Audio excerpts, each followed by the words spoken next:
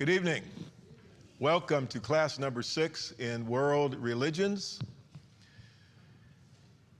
Tonight we are going to be taking a look at Hinduism.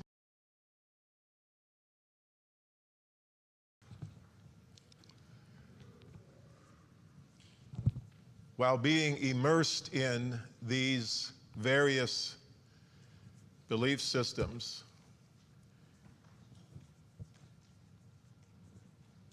one thinks of how true it is that only God can judge mankind. And it is disheartening, not in a discouraging kind of way, but just, it makes you feel for people that have not had the opportunity to know the truth. And certainly at least a good part of our motivation for spending some time looking at these religions, albeit in a very superficial way, that our motivation for doing so is that perhaps having had an introduction to some of these religions, that we would have that much more courage to get into a conversation with a person from one of these given belief systems that perhaps we would have otherwise. One of the challenges of teaching this particular class is that we have a lot of facts, and which is great that we're sharing. I'm used to using my intuition a lot in teaching, but it's hard to do that with this kind of a class, so I just kind of have to put it out there, and hopefully we can glean some things that will be helpful, not only in learning some things about these religions, but also giving us room to reflect on how blessed we are as children of God and to develop compassion for others. So tonight we'll be starting a study of Hinduism. Now, from what we know as of 2019, Hinduism is the second largest religion in the world. It is outstripped by Sunni Islam and just ahead of Roman Catholicism. Roughly 95% of Hindus live in India. Now, by the way, when it comes to numbers, the booklet that you have was published in 2013, so the numbers are going to be different. So just to keep that in mind. What we're going to find is that Hinduism has no specific founder, and indeed it is not what we would look at as a single religion, but it is a compilation of various traditions and philosophies. So tonight we're going to go ahead and give Hip Hughes one more chance to talk to us. I don't know if we could take Hip Hughes every week, and so I gave Hip Hughes 2 here, so if you don't know who Hip Hughes is, you will here in just a moment. But he'll give us a quick rundown on Hinduism, and then we can come back and follow up and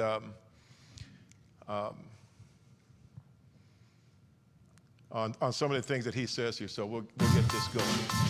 Hip Hughes history.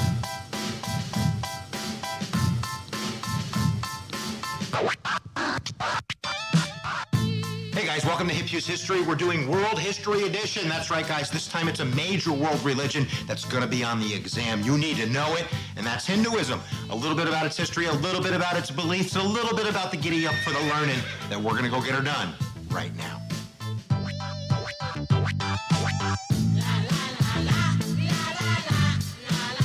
All right, guys, let's get started with the very basics, and I mean the very basics. Like, I'm literally taking an historical stone and and skipping it across the water of knowledge here. We'll say three things before we get started into really a set of principles. Number one, it's the oldest known practicing religion known to human beings. Hinduism goes back probably around 6,000 years to about 4,000 BCE. The Harappan culture, or the Indus River Valley civilization, is where we think that the roots are going to be formed.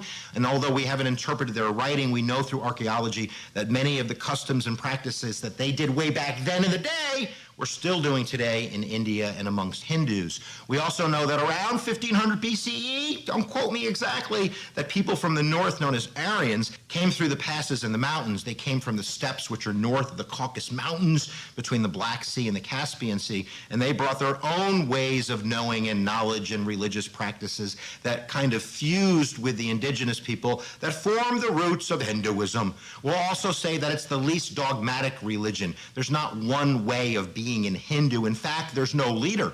If someone comes down and says, take me to the Hindu leader, I don't know where to take them. It's not like we have Christ in Christianity or Buddha in Buddhism or Muhammad in Islam. There is no one man in Hinduism. So I got 6 beliefs on the table, and I'm going to serve them to you right now. So I hope you're hungry for a little bit of the learning.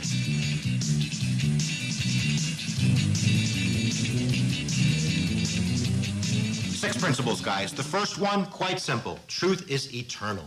That truth is one. There might be many different pathways to truth. Some Hindus might take the pathway of devotion or of knowledge or of duty, but they're all seeking that one reality, that one truth that transcends even Hinduism itself. Their second core belief is that there is one God. They're not really polytheistic. We can kind of understand why some people might say that in a second, but they do believe that there's one world soul called Brahman, and that out of that one world soul, there's manifestations through other gods and goddesses. Brahma is the creator. Vishnu is the protector, and Shiva is the destroyer. And there's many other mother goddesses and goddesses that individual Hindus can decide to follow and to pray to. But they all believe that all of those gods and goddesses are extensions of this one world soul. So while some people might say that Hinduism is polytheistic, it really isn't. It might not also be monotheistic. It's probably another word for it. You could put that down in the comments below. Another major kind of formation principle is they all believe or follow the Vedas. Now, there are 4 books of knowledge that are called the Vedas, but if we go back thousands of years, the Vedas weren't written down. They were memorized. They were hymns and prayers and rituals.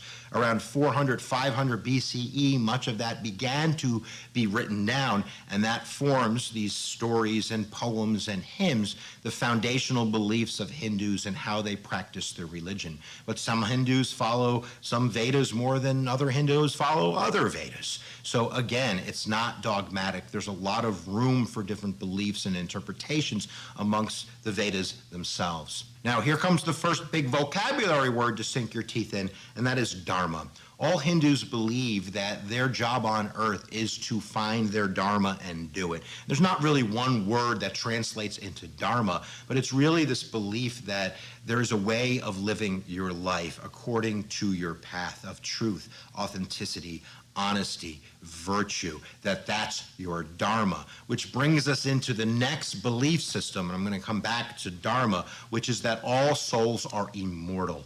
All souls are immortal. Hindus believe that we all have Atman, and that Atman is our connection to the universe, our soul, the God inside of us. And this is connected in a way through the interconnectedness of the universe with Brahman, the one world soul. And finding this connection through our Dharma, our path, and knowing that our karma, there's another vocabulary word, our good deeds and our bad deeds influence the path that we must follow.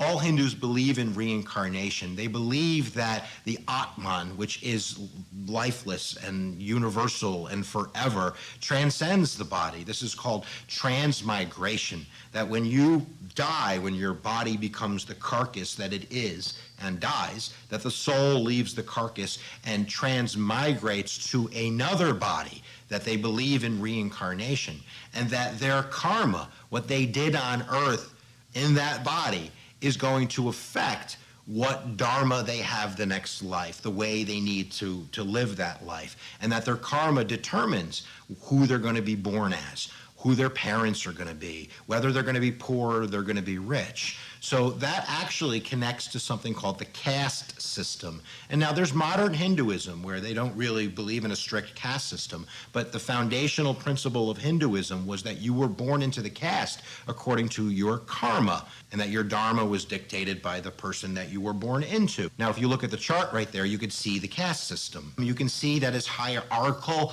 that on top of the caste system, on the tippy top point, we have the Brahmins. The Brahmins are the ones closest to the eternal truth. They are the priests of Hindu society. We have the Kshatriyas. These are the warriors, the kings. Below them, we have the merchants and the landowners. These are the Vaishya.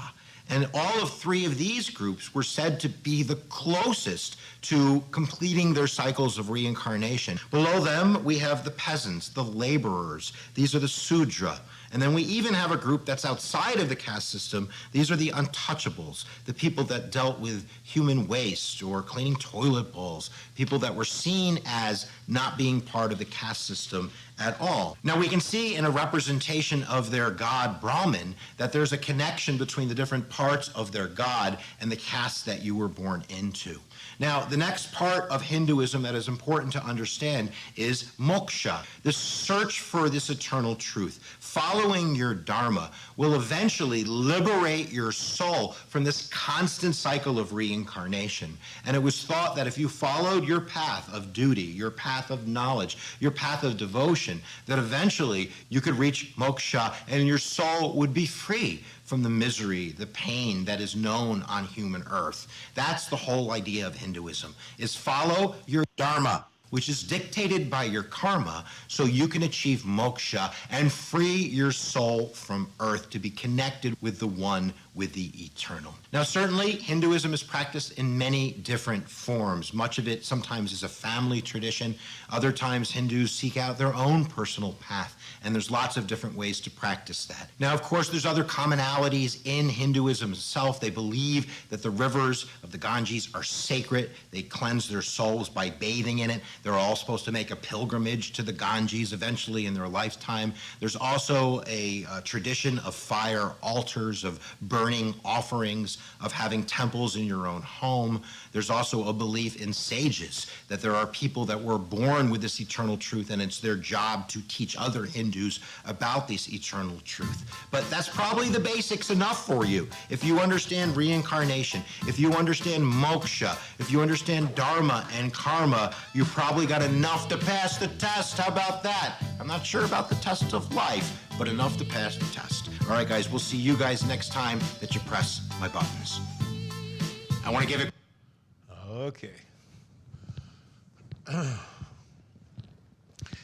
All right, so there's the basics on Hinduism, and so we can see if we can fill some things out here as we go along. Buddhism arose out of Hinduism, so it may have been a good idea to do Buddhism first, right? Buddhism, all right? Yeah. But anyway, that's okay.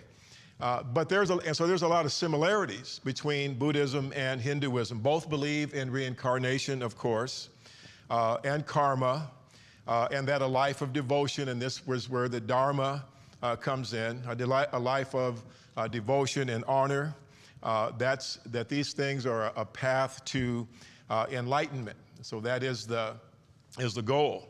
There are some differences, as we saw here on the video, that exist between these two religions. Buddhism rejects the caste system of Hinduism, and so that's not a part of Buddhism. It does away with the rituals and the priesthood and the gods and things that are integral to the Hindu faith. So there are some pretty basic differences between the two. All right, and so let's look at a little bit of history here for a moment. As far as this term Hinduism, there was no Hinduism as we speak of it before modern times. I'm not talking about the belief system or the religion, if you will, but the way of expressing it as Hinduism. It was coined by British writers in the first decades of the 19th century. The sources of its traditions, though, are ancient. And so it's not a single religion, as I mentioned before, but it embraces many traditions. Hinduism, it has no single starting point. So Hip Hughes, he kind of tried to, he put one out there, said, don't quote me, so nobody really can pinpoint when it started. But its traditions, of course, go back several thousand years, and some practitioners claim that Hindu revelation is eternal, okay? That it came from out of eternity. Now, archaeology has uncovered two major cities, Mohenjo-Daro and Harappa, and in these cities, from what they can tell, the people enjoyed a rather high standard of living. The Indus civilization, as you heard mentioned, was indigenous. It was an indigenous development that grew out of earlier local culture. So it originated there within that people and that locale.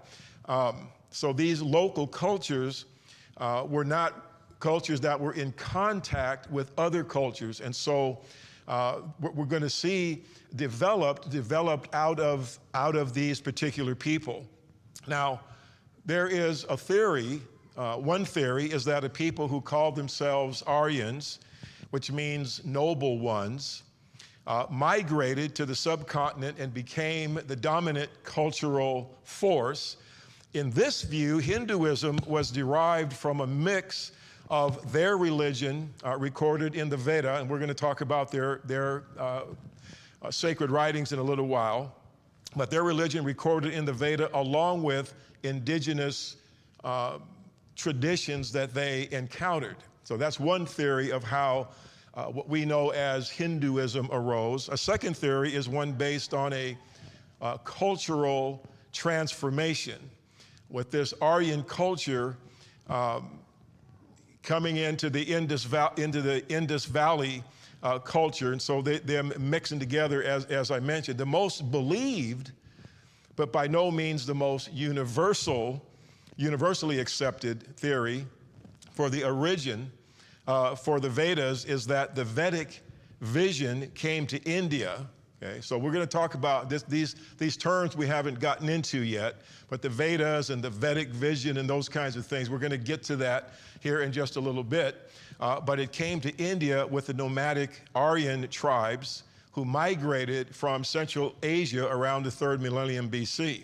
So however we approach it, and again, this is by no means an exact science. There's a lot of, unknowns that accompany the study of Hinduism and indeed various of these Eastern religions.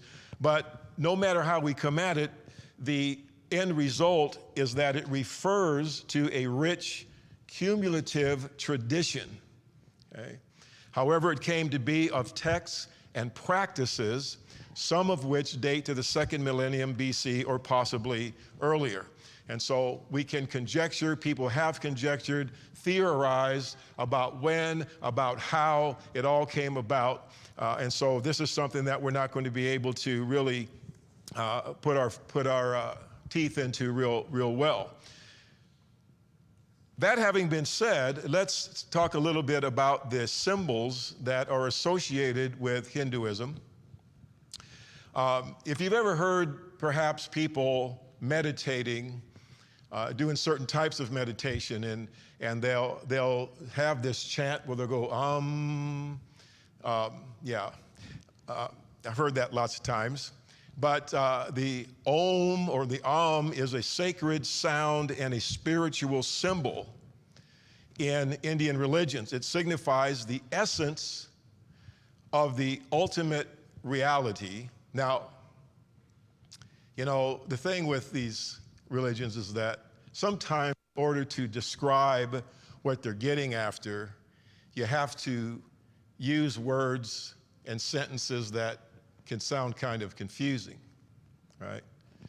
Like, you are the eschatological manifestation of the ground of my being, the kenosis in which I find the ultimate meaning of my interpersonal relationship. What does that mean? Well, no, it doesn't mean anything, really. You know, that's what's written on a college wall somewhere, and Jesus said, "Who do men say that I am?" And Peter said, "You are the eschatological manifestation." And Jesus said, "What?" Okay. So my point is, sometimes as we try to express the goals and the mindsets and whatnot of these religions, we end up with that kind of a language. But let's give it a try. So it signifies this sound and symbol, the essence of the ultimate reality, consciousness, or Atman. So Hip Hughes talked about the Atman, or the soul. More broadly, it is a syllable that is chanted either independently or before a spiritual recitation in Hinduism, Buddhism, and Jainism. Okay? So it supposedly represents the totality of the spiritual universe. The swastika, which we were introduced to not in general last week, all of us know what a swastika is, but it was quite eye-opening for me to see this symbol come up in doing research for Buddhism. And I was like, what? And so anyway, that was quite a surprise, but what an education. The swastika, used as a symbol of divinity and spirituality in Indian religions, including Hinduism, Buddhism, and Jainism. In Hinduism, the symbol with arms pointing clockwise, like this one, is called swastika, symbolizing Surya, or sun, prosperity and good luck. And this I find quite interesting. While the counterclockwise symbol, which was used by the Nazis, is called swavistika, symbolizing night, and by night meaning the darkness from which everything was born, which was chilling to me.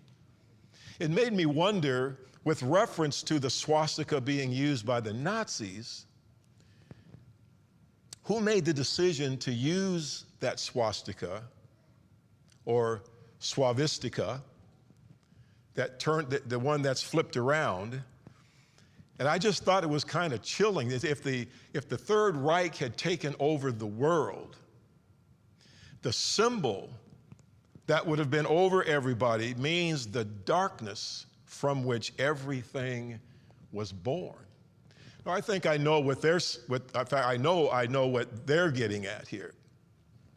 But so it's called swavistika, symbolizing night, or tantric. Tantric means writing emphasizing ritual practice and feminine deity.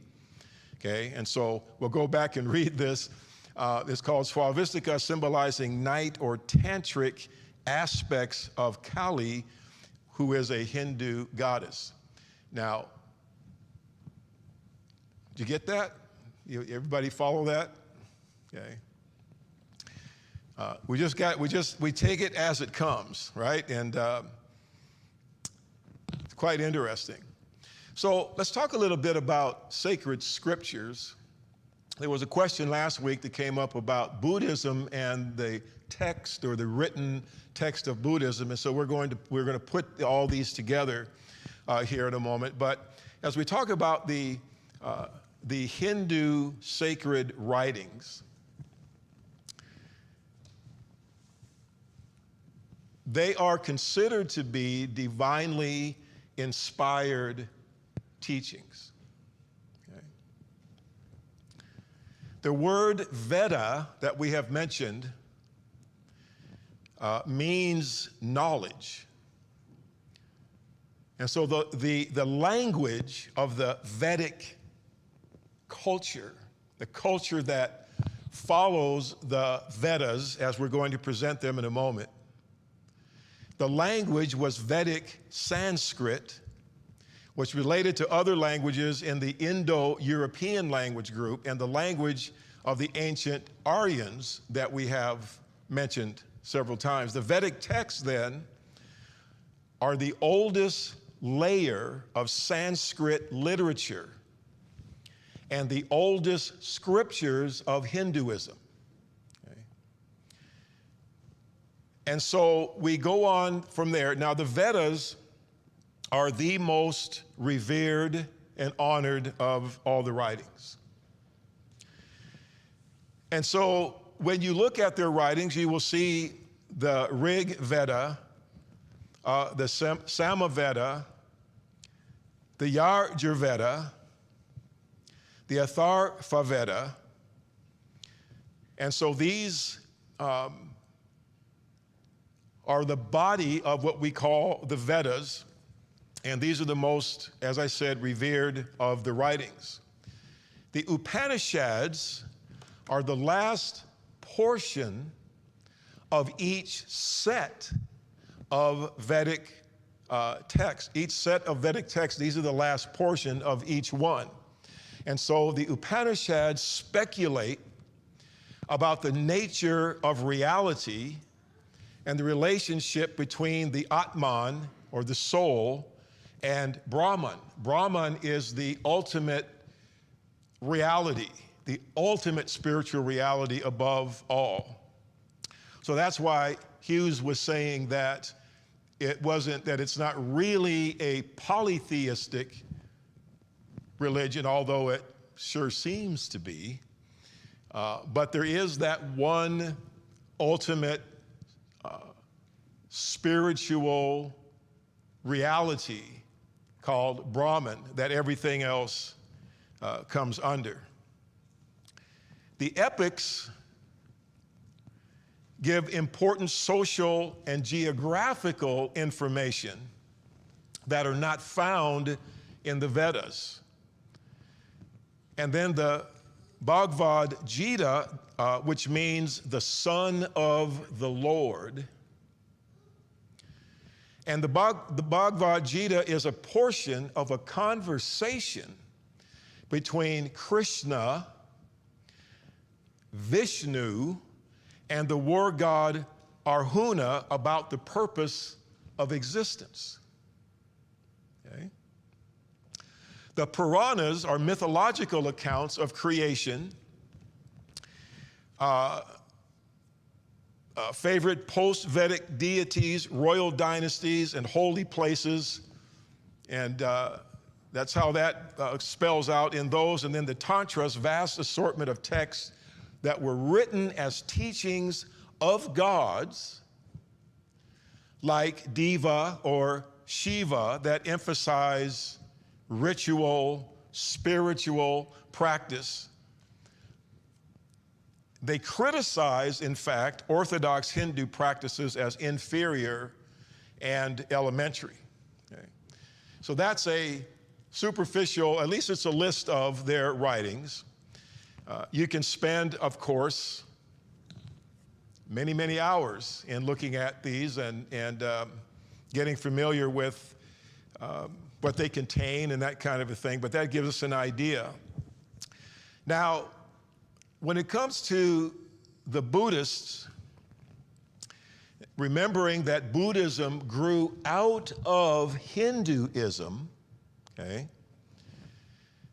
the Buddhist canon consists of the sutras, which are the words and the teachings of the Buddha. So the sutras are recitations, writings, and so they contain the words and teachings of the Buddha. Now, there are also other, what they would consider non-canonical writings that give supplementary teachings, like rules of conduct and commentary on transitional states after death and those kinds of things. Now, when I say canon, canonical, non-canonical, do you know what I mean by that? Okay, I have some no's. Okay. And so with our Bible, we have a canon, right? And so a canon comes from a word that means like a measuring rod, a reed. And so it means that the writings are set against certain criteria so as to ascertain their authenticity. Okay? Certain tests that things are that these writings are put to determine whether they are going to be accepted as inspired scriptures, as we mentioned a moment ago, that the Vedas are looked upon as inspired scripture. And so so there are certain writings of Buddhism, the words and the teachings of the Buddha, and then these other things. So the Tripitaka, which is the Pali canon, is one. Okay. The Mahayana Sutras and the Tibetan Book of the Dead, these are the major non-canonical Buddhist texts. That's a hard word in English, isn't it? So the Pali canon means the word of Buddha. And it includes some of Buddha's sayings and discourses, but it also incorporates the teachings of his pupils. So people who had learned from the Buddha then wrote some of these things down in the Pali canon. Now, different sects of Buddhists follow canonical and non-canonical scriptures to varying degrees. You just choose your own path, and so with both Buddhism and Hinduism, there is a wide variety and in many senses a freedom to follow your path the way you choose to follow it. Okay. Now, Zen Buddhists, on the other hand, they don't get into the sacred text part of things. The very nature of Zen Buddhism is transcending intellect, logic, and language, and drawing nearer to the meaning of life through meditation. One way that Zen Buddhism is described as chopping wood and carrying water. Okay. Walking the razor's edge of now. From chopping wood, sacred action. One way that we might look at that is, at least I do, that whatever I'm doing, what I'm doing right now is the most important part of the whole thing. What I'm doing now is the most important thing. So in Zen Buddhism, I'm not declaring myself a Zen Buddhist, by the way, but in Zen Buddhism, then that's just that simple here and now, chopping wood, carrying water. I'm chopping the wood, that's all there is. Carrying the water, that's all there is. Okay? So a little different, in fact, a much different approach and slant on things. So, questions or comments? Yes, Mitchell.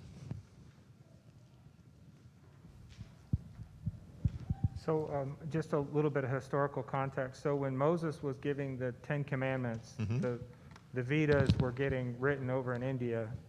And if you read the book of Esther, you'll find that King Ahasuerus' kingdom went all the way into India. So they crossed over in there, and of course Alexander the Great made it to the edge of India before he passed away. Where Islam kind of erased all the other religions of the Middle East, Hinduism survived in India, and then of course in 1948 when they split, the Muslim people who were in India moved to Pakistan, and the Hindu people in Pakistan moved to India. Okay. But that religion is basically the same religion they had when the Sumerian people were following their gods and people were sacrificing their children to idols in Canaan. The people in India were practicing the beginnings of Hinduism. So that kind of puts it in a little bit of historical context, and that's why they say it's so old, in that the people who live on that side of the Indus River, and that's why it's called India, because it's that side of the Indus River, those people were able to keep their national identity and their religious identity, where the rest of the world's been conquered so many times we don't know who we are, but they have kept that identity. So that's why it's so old. Yeah, that's interesting. So that goes back to what we were talking about with that indigenous arising, you know, up from amongst those cultures and cut off from others. That's great perspective. Yeah, thank you for that. That's great. That's a great perspective to look at it through. Great lens. Very good. Okay, so let's move on to some of the beliefs of Hinduism and take a look here. Now, Hinduism is a dharmic religion, referring to dharma, your path, and so the following of your path. And so dharma is a pathway, it is a way of life that's characterized by law and duty and truth. Okay? So Hindus worship 33 million gods and goddesses. Now, that boggles my mind, but that is a fact. Okay?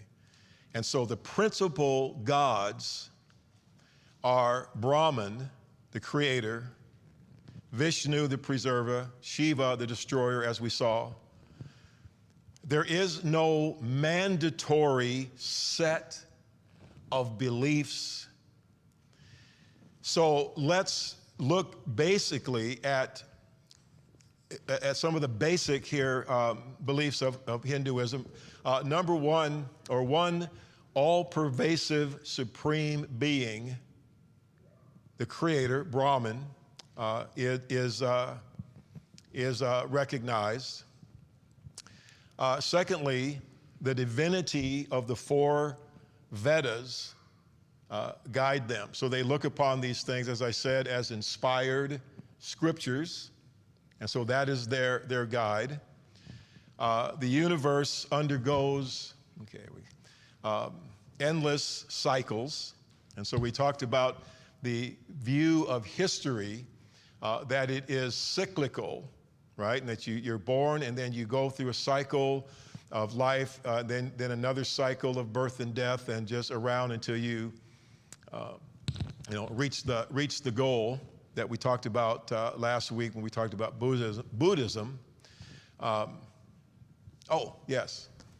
I'm sorry, I got one dumb side comment from our class on evolution. So, there's one of these evolutionary concepts where there's a revolving universe and you have the Big Bang and it's all going to expand and then contract and all that. Mm-hmm. Where do they get that? Right there. They stole it from Hinduism. Oh. So the next time your atheist friend says that there's a revolving universe, point that out, that's just an old Hindu doctrine. Oh, okay. It's something random thought, sorry. Okay, okay. You give me lots of food for thought here to take with me and look at. Then karma creates destiny. Here we go, okay. Karma creates destiny. So we talked last week a little bit about the fact that, yes, we reap what we sow. We believe that, we understand that, we see that played out in life and understand that to be true. A little bit different than karma, but the different destiny we're talking about. Fifth, the soul reincarnates until all karmas are resolved. Okay? So when you get it right and all those things are finally through the cycles of birth and death, finally resolved, and then you're released. And then in Buddhism, we talked about the ultimate goal being annihilation, no consciousness, and a strange goal it is, but nirvana is what the destination is that they want.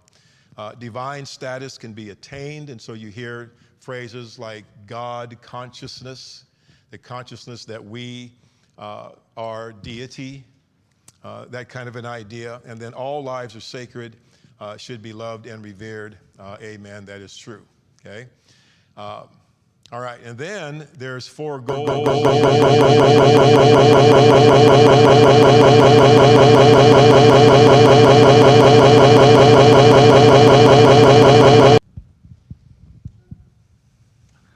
I'm just curious, all lives are sacred. Are they talking human lives, or would they also see people being reincarnated sometimes as animals and lower life forms? All life, all life. In fact, so, you know, one guy that with this belief said to me that even a rock has rudimentary consciousness. And so they look at life being in all things, right? So yeah, so all life. Isn't that pantheism? Well, exactly. That God is the nature, the creator? I mean, right. Inorganic life has life, a rock? Otherwise, you will be told it wouldn't exist. It must have rudimentary consciousness or it would not exist. Yeah, well. How could a rock be a part of a cycle of birth and death?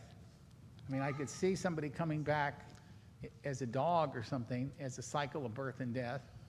But how could somebody come back as a rock? Well, see, what you're trying to do is look at this logically, okay?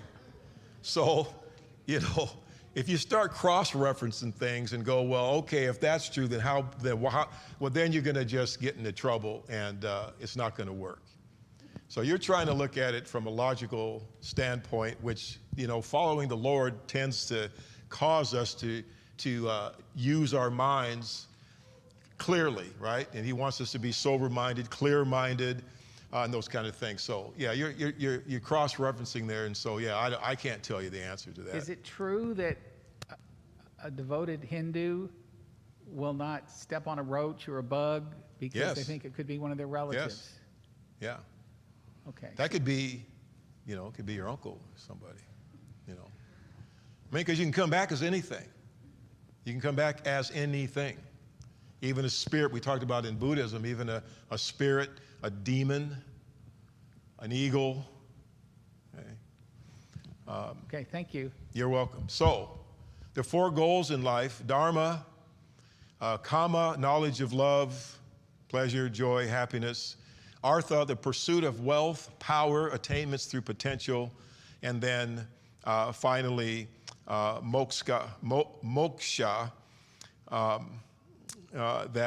to reach a point where you detach yourself from the feelings and the perceptions that tie you to the world, and that leads you to the realization, the attainment of the ultimate unity of all things, the soul, the Atman, connected to the universal, and that is Brahman.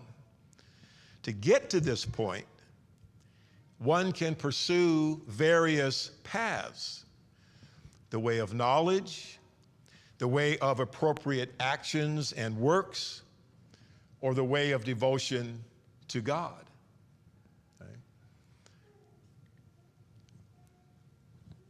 Okay, so those are the goals.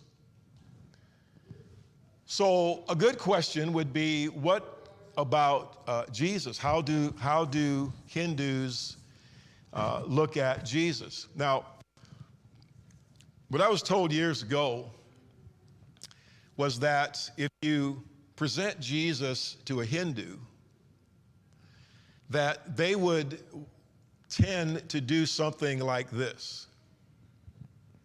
That they would, you know, they have their gods and the various attributes that or the various characteristics that they attribute to these gods. And so they would want to look at, well, what's good about Jesus, and put him up along with all the rest of them. Okay. And so he is no better or worse than all the rest of this pantheon of gods. So let's look at this for a moment from the standpoint of a Hindu, talking about Jesus. Okay.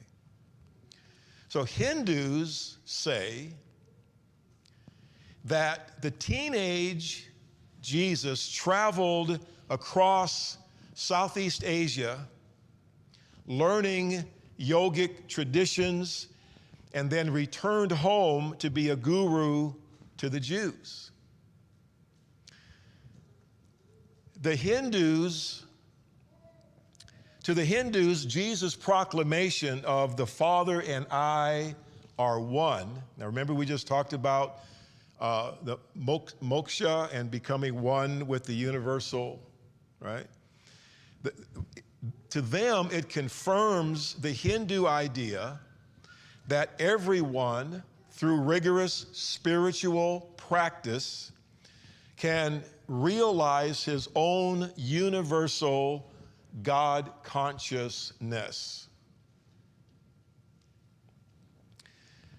They say, Christians, so if I'm teaching this to my Hindu class, Christian teachings leave room for the Hindu version of Jesus' life that I just described.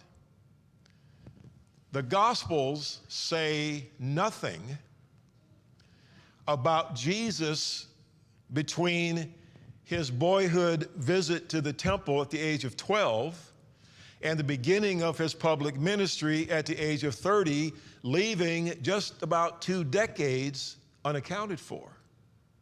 So what was he doing between 12 and 30? Well, we're told that he was in subjection to his parents, and he grew in wisdom and stature and in favor with God and man. And at the age of 30, he began his public ministry. But from a Hindu standpoint, this is perfect because the Bible doesn't say what he was doing in their way of looking at it during those years. Now, Christians, a Hindu teacher would say, don't believe as Hindus do, that upon his death, Jesus became enlightened and merged with the Godhead, which is the Hindu idea of the force which springs, from which all creation springs, from which all creation comes. So Jesus, in the Hindu viewpoint, died, and then he merged with Brahman, with the universal.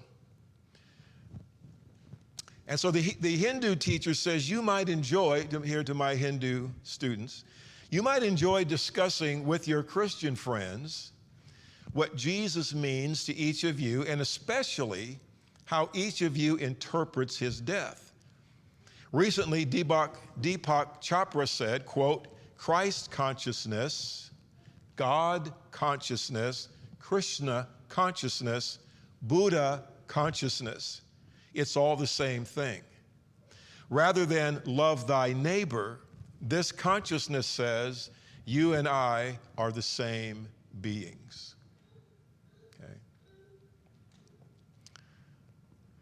And so there's little ground, Hindu students, for reconciling Hindu-Christian differences about Jesus. But they say, as you talk with Christians about him, remember what Chopra said, the oneness he alludes to, the oneness you might feel toward your non-Hindu friends might dissipate any tensions that arise during your interfaith talk about what happened to Jesus after he was on the cross. So if I'm a Hindu talking to you, then what I need to do is to keep that oneness in mind and approach you in that way as we talk about Jesus and how we view, in this case, what happened to him after he died. So let's turn it around now and talk for a few minutes about sharing the gospel with Hindus. Okay?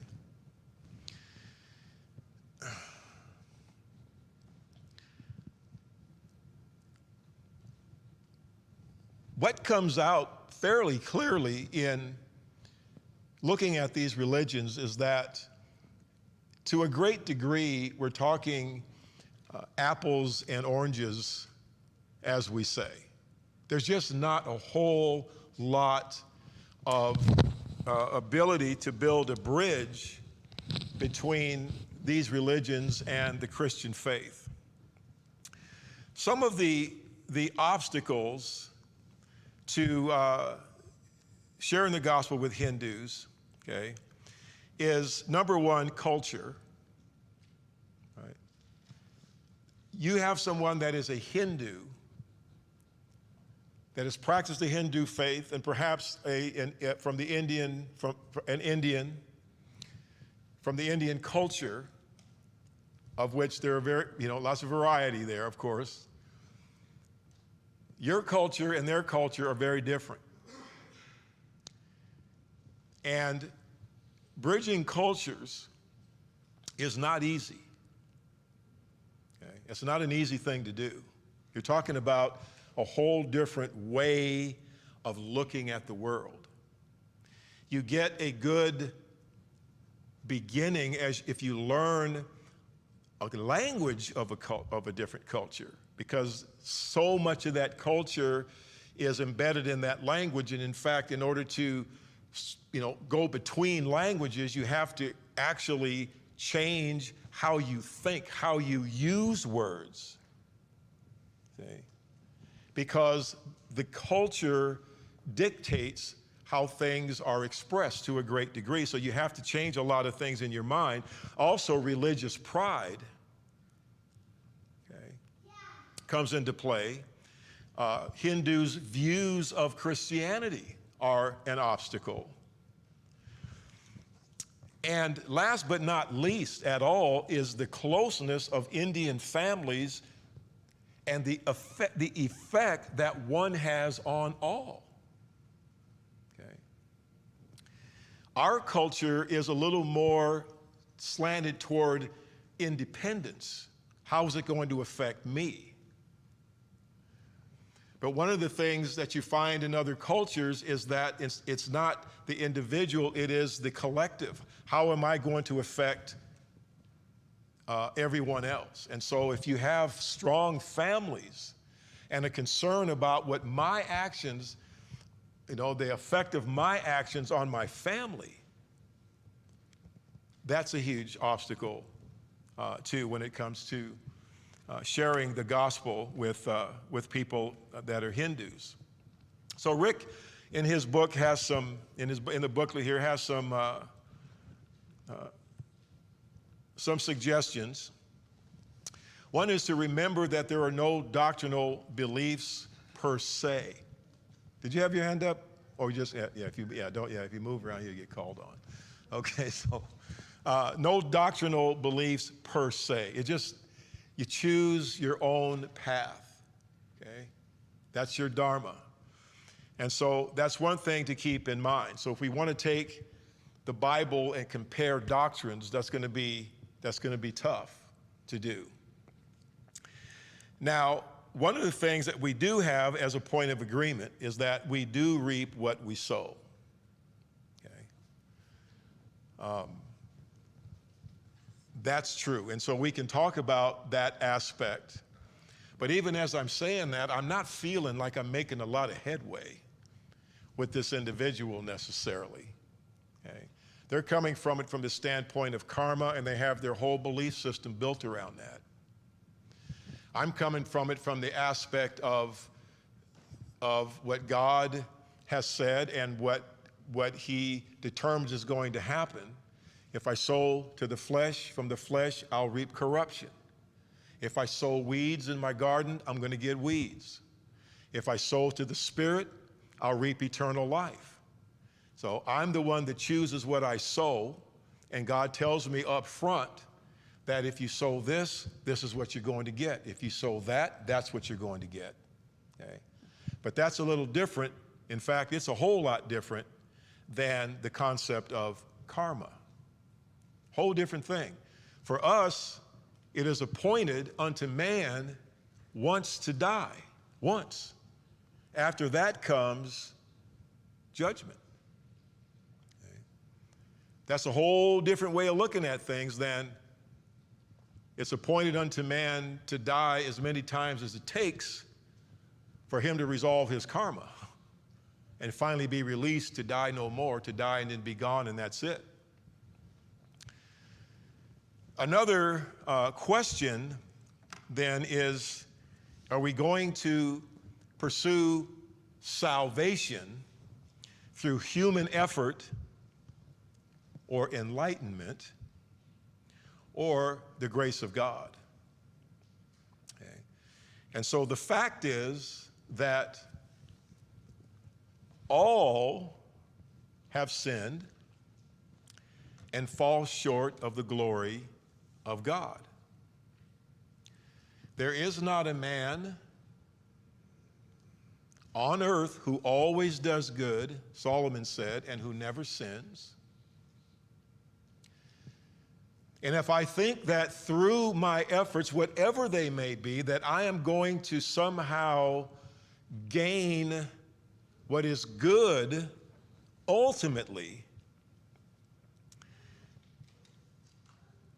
I'm going to be disappointed. Okay?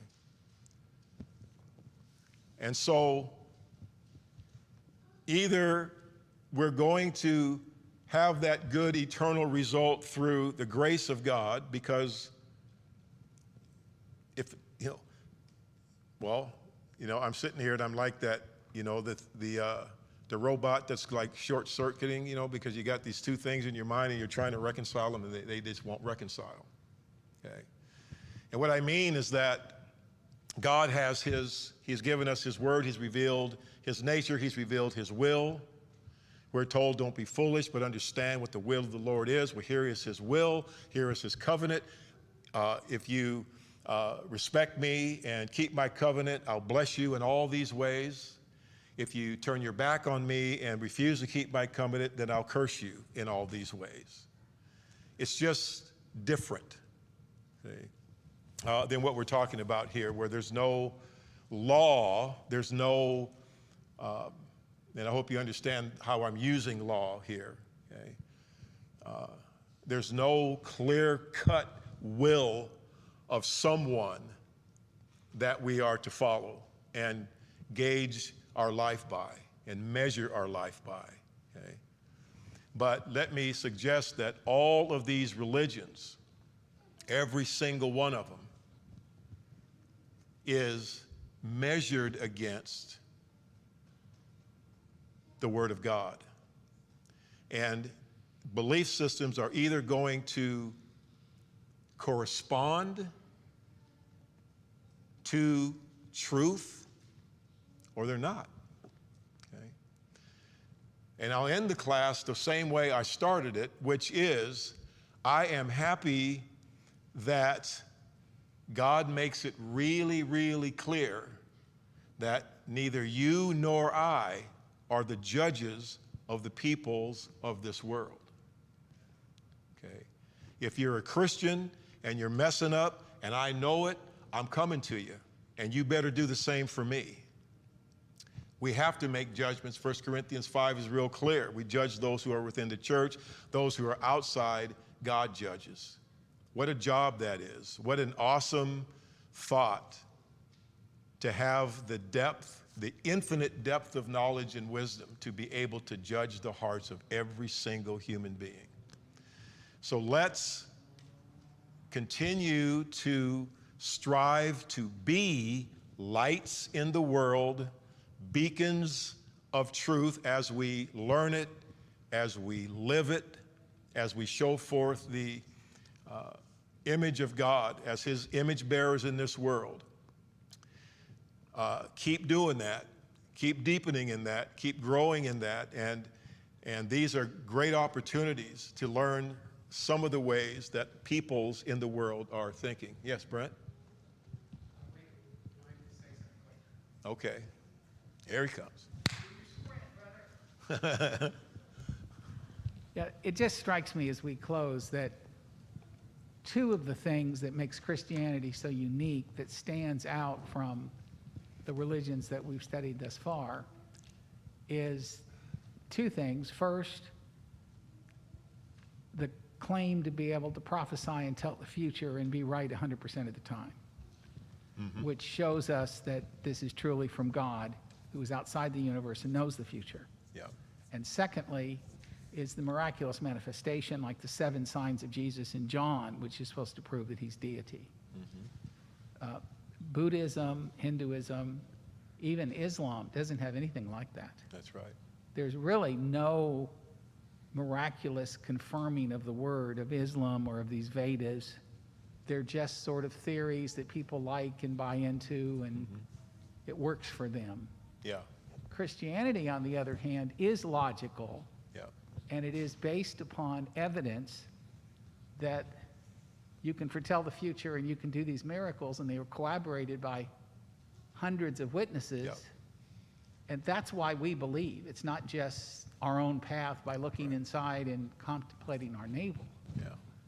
So I would think the way to approach these people in part would be to try to go back to those basic elements and how Christianity is unique. Yeah. Yeah. If you have an ear, then plant those seeds. You know. Yeah. My understanding is that a lot of Hindus are being converted to the truth in India, Yeah. that the churches of Christ are growing by leaps and bounds, and a lot of people are converted Hindus, Yeah. and they relate to the clear message of an inspired book that has proof behind it rather Yeah. than just human opinion. Yeah. Yeah. Very powerful. Very powerful. All right. Hey, thanks everyone. Class dismissed.